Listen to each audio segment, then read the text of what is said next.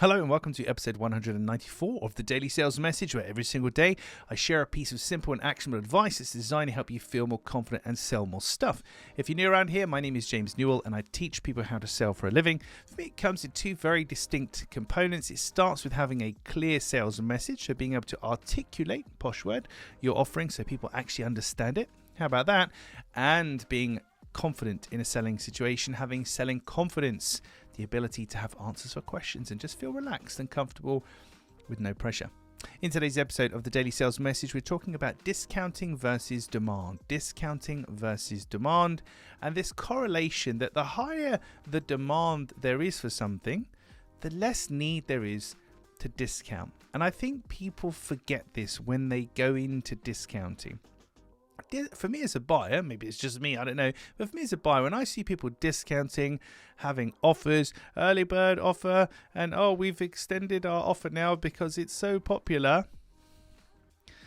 I kind of take it with a pinch of salt. If you had high demand for your offering, if you're Apple or Tesla, for example, who famously don't really discount at all, maybe for students or something, but they don't really discount at all, then your need to discount and to extend those discounts and offer more discounts and find all sorts of generic excuse for discounts tells me there's probably not a great deal of demand for your offering, because discount and demand kind of correlate together.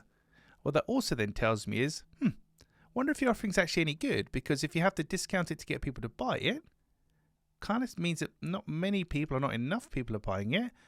So what's wrong with it? So there's this strange thing where discounting things as a seller, you think this makes it more attractive. A lower price is more attractive, right?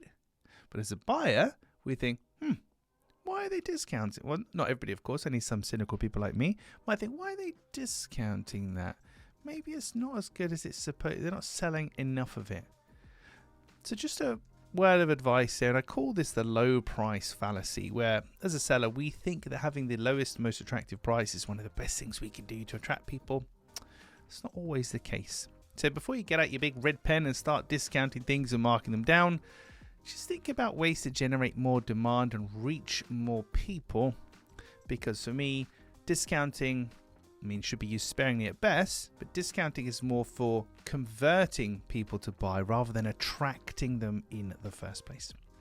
Right, that's it for this episode of the Daily Sales Message. Tomorrow, in episode 195, we're talking about counting something on your website that will help your buyers, your potential buyers, to interact with you. Tune in tomorrow for that. If you haven't already, please go to LinkedIn and connect with me. You'll find me there, James Newell, Clear Sales Message.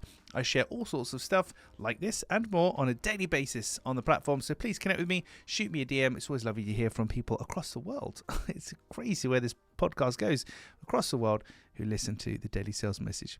Thank you for listening or watching all the way to the end. I appreciate it. See you tomorrow.